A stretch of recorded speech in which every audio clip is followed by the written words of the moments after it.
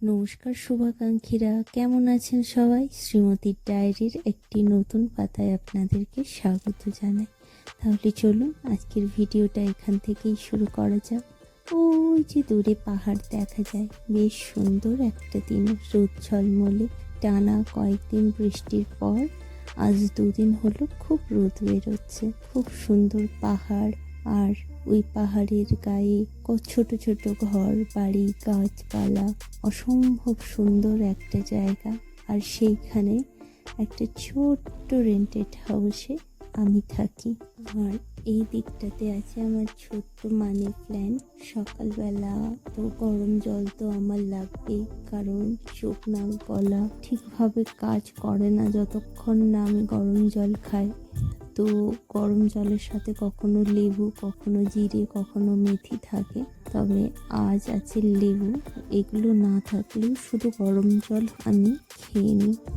তো জানি না কেন এটা খুব ভালো আমার জন্য মনে হয় তাই। তো সকালের পরে একেবারে দুপুরের লাঞ্চের ব্যবস্থা করছি। পরোটা ভেজে নিচ্ছি, আর মাঝখানে ব্রেকফাস্ট আজকে স্কিপ করে গেছি একেবারে। তো ব্রেকফাস্ট আজকে বানাইনি, তো একেবারে দুপুরের খাওয়ার তোড়জোড় চলছে এইদিকে।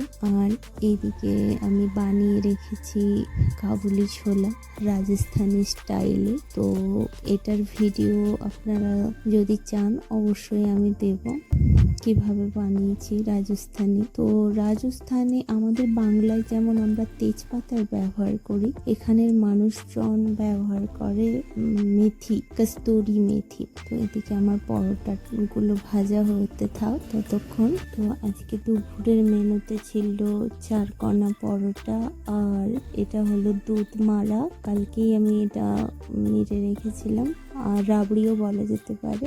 আর ওই ছোলার তরকারি, কাবুলি ছোলার তরকারি। তো দুপুরে খাওয়া দাওয়ার পর একটু বিশ্রাম নিয়ে আবার চলে এলাম ভিডিও বানাতে। দূরে ওই পাহাড়, মেঘ, এইগুলো আপনাদের সঙ্গে ভাগ করে নিতে। তো যাই হোক, আর এদিকে আমার মায়ের সিংহাসনটা আছে। তো এবার সন্ধ্যের খাওয়া দাওয়ার জোগাড়। তো এবার এখানে বানিয়ে নিচ্ছি মসুর ডালের বাটি চচ্চড়ি। আর এই মসুর ডালের বাটি চচ্চড়ি বানানোর জন্য নিয়েছি মসুর ডাল, আলু, পেঁয়াজ, টমেটো, রসুন, হলুদ, লবণ, জিরে গুঁড়ো। তো এটা ভালো করে এবার আমি হাতটা ধুয়ে নিয়ে মেখে নেব। আর তার আগে একটু দিয়ে নিচ্ছি সর্ষের তেল। তো এটা ভীষণ ভালোভাবে মাখতে হবে, কারণ একেবারে হাতে মাখাতে যেন ওই টমেটোগুলো প্রায় গলা গলা অবস্থায় চলে যায়। তো বেশ 2-3 মিনিট ধরে ভালোভাবে মেখে নিলাম। এরপর দিয়ে দিই কাঁচা লঙ্কা আর জল। তো এই রাজস্থানে আপনারা যদি কেউ থেকে থাকেন তাহলে জানাবেন, পাহাড়টা দেখে চিনতে পারছেন কোন পাহাড়ের কোলে আছি। আর লঙ্কাটা একটু পরেই দেবেন, যখন প্রায় মাখা হয়ে আসবে, নইলে হাতে ভীষণ জ্বালা ধরবে, ভীষণ জ্বালা জ্বালা করতে থাকবে। তাই লাস্ট মোমেন্টে একবার দিয়ে জাস্ট এমনি হালকা হাতে মেখে নিলাম। তারপর জল দিয়ে নেব এই কড়াইয়ে। এটা বেশ কিছুক্ষণ হতে দিতে হবে, নইলে আর একটু পরিমাণ মতন জল দিতে হবে। তো গ্যাসটা আমি জ্বালিয়ে নেওয়ার পরে কড়াটা আমি বসিয়ে নিলাম। বেশ অনেকটাই জল দিতে হবে, কারণ এটা খুব ধিমি আছে, অনেকক্ষণ ধরে বসে বসে হতে থাকবে।